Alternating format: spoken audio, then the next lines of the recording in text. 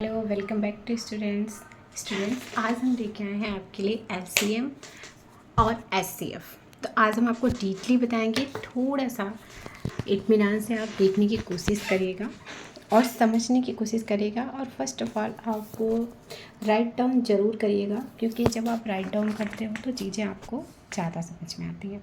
तो write down करना इतना इम्पोर्टेंट है कि जितना आपको समझना, जैसे आप राइट डाउन करते हुए समझते हो तो चीज़ें आपको बहुत ही ज़्यादा अच्छे से समझ में आती हैं। Okay dear student, so let's we are going to LCM and LCF. Okay, so first of all friends, हम देखेंगे एलसीएम। हमने यहाँ पे देखिए लिख रखा है एलसीएम। एलसीएम क्या होता है? Least common multiple.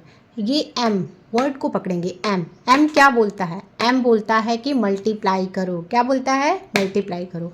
तो जब भी हमें किसी डिजिट का, जैसे एलसीएम ऑफ 24 2 4 6 8, नॉट 24, यहाँ पे बीच में कॉमा लगा है। ओके, तो ये जो आपका 2 4 8 6 8 है, इसका एलसीएम आपको निकालना है। तो पहले तो या तो हम ऐसे रैंडमली नॉर्मल एलसीएम निकालेंगे, और एक और तरीका है, पहले हम इसको काट देंगे। 2 2 जा 4, तो 2 2 कट गया, 2 का कोई मतलब नहीं है। और 4 8 जा 4 2 जा 4 2 जा 8, तो 4 भी कट गया। अब क्या बचा? 8 और 6 बचा। ठीक है, अब हम देखेंगे 8 का टेबल पढ़ेंगे। 8 का टेबल पढ़ेंगे, कौन सी ऐसी डिजिट आए जिसको 6 से वो डिवाइड हो जाए। ओके, तो 8 के टेबल में 8 1 जा 8, 8 2 जा 16, 8 3 जा 24, तो आगे आपका 24। अब 24 क्या 6 से कट जाएगा? 6 से कट जाएगा ना, तो 24 का जब डिवाइड 6 से हो जाएगा, 6 4 जा 24, तो ये 24 हो जाएगा। तो इसका एलसीएम क्या आ गया? 24। हमेशा याद रखना बेटा, जब भी एलसीएम होता है तो दिए गए नंबर से हमेशा बड़ा नंबर ही आंसर में आता है। ओके, ये है लीस्ट कॉमन मल्टीपल। ये मल्टीपल करता है, और आपको पता है जब मल्टीप्लाई होता है तो डिजिट हमेशा बिग आती है। You know what? जब भी मल्टीप्लाई होता है किसी भी चीज़ का तो डिजिट हमेशा बिग आती है। आप ये बहुत आसान तरीका है, सबसे पहले ये करके देखना। और उसके बाद क्वेश्चन नंबर 2 पे हम आ जाते हैं। एलसीएम ऑफ 12 और 18। तो ये तो आपका सीधा सीधा है, आप ऐसे 12 का एलसीएम करो, 18 करो। और एक दूसरा तरीका है जहाँ पे आपको पेंसिल और नोटबुक की ज़रूरत नहीं है, पेन और नोटबुक की ज़रूरत नहीं है बच्चों। आपको यहाँ पे क्या करना है, फिर से हम 18 का टेबल पढ़ेंगे। ठीक है, 18 1 जा 18, 18 2 जा 36। तो जो 12 है, क्या 12 में 36 आता है? आता है, 12 में भी 36 आता है। 18 2 जा 36, तो ये 36 आ गया, जिसको 12 भी डिवाइड कर सकता है। कितनी बार में? 12 3 जा 26। तो ये 36 जो है हमारा 12 और 8 का एलसीएम है। हमें एलसीएम निकालने के लिए नोटबुक की ज़रूरत नहीं पड़ी, यहाँ आसान तरीके से हो गया। It's okay. अब हमारा क्वेश्चन नंबर 3 है बच्चों, एलसीएम ऑफ 20 एंड 25। मैंने ये आपको दोनों मल्टीपल तरीके से बता दिया, इसलिए एक को मैं अच्छे से करके आपको बताऊंगी। तो ये 20 है, देखिए मैंने इसलिए पहले कर दिया ताकि आपका टाइम थोड़ा सा कम लगे। 2 1 जा 2, 2 कट गया, 0 उतर गया।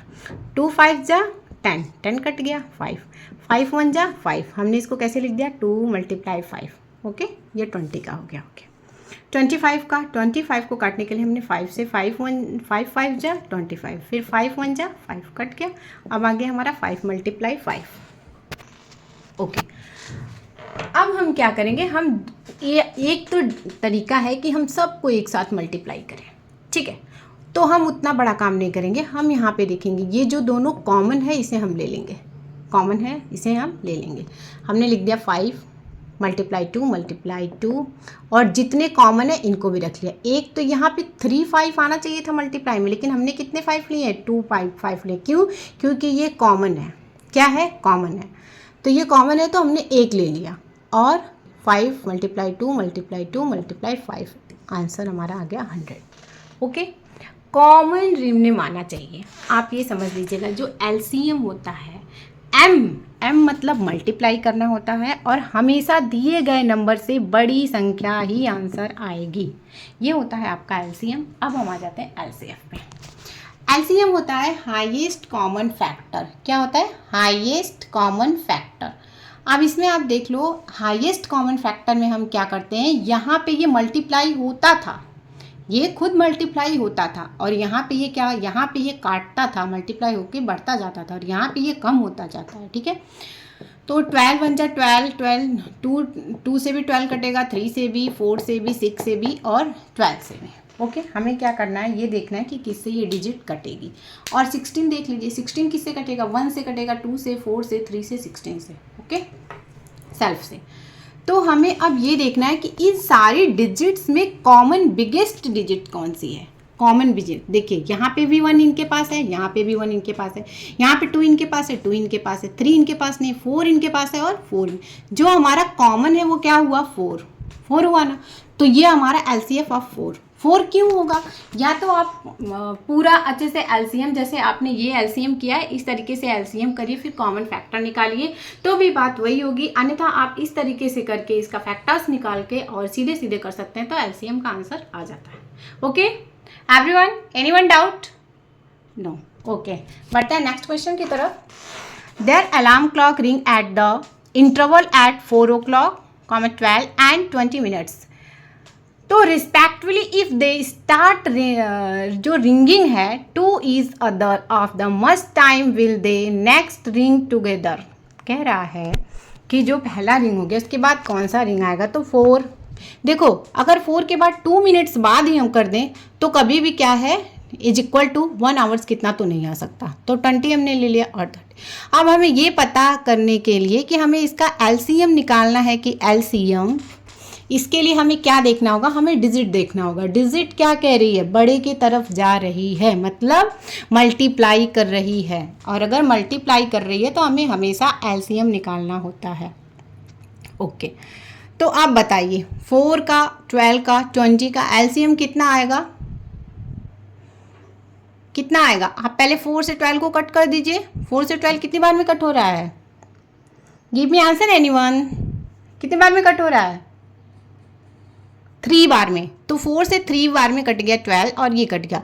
अब 3 से 2 को मल्टीप्लाई कर दीजिए, अब ये 3 से 20 को मल्टीप्लाई करिए, 3 1 जा, 3 0 जा 0, 3 2 जा 6, 60 मिनट्स हो गया। अब 60 मिनट्स के कितने, 1 आवर में कितने मिनट्स होते हैं, how many minutes in 1 hour, 60। तो मेरा आंसर क्या आ गया, 1 आवर। क्या हो गया, 1 आवर। अब आप यहाँ पे कंफ्यूज नहीं होंगे कि ये, क्योंकि आप देखो हमेशा आपको बताया गया है कि जो ये लॉन्ग क्वेश्चन होते हैं, ये क्वेश्चन सीधा सीधा आपसे क्वेश्चन नहीं करेंगे, उसे कुछ तो घुमा फिरा के करेंगे। तो आपको थोड़ा सा यहाँ पे माइंड का यूज़ करना है और इस तरीके से आंसर लें, क्योंकि 2 आवर तो होगा नहीं, 1.5 आवर होगा नहीं, 2 आवर्स होगा नहीं। तो यहाँ पे सबसे पहले 16 मिनट्स हो गया, तो हमें क्या आंसर मिल गया, 1 आवर। सीधे सीधे आंसर निकल रहा है ना, कोई डाउट नहीं है ना। Okay, thank you.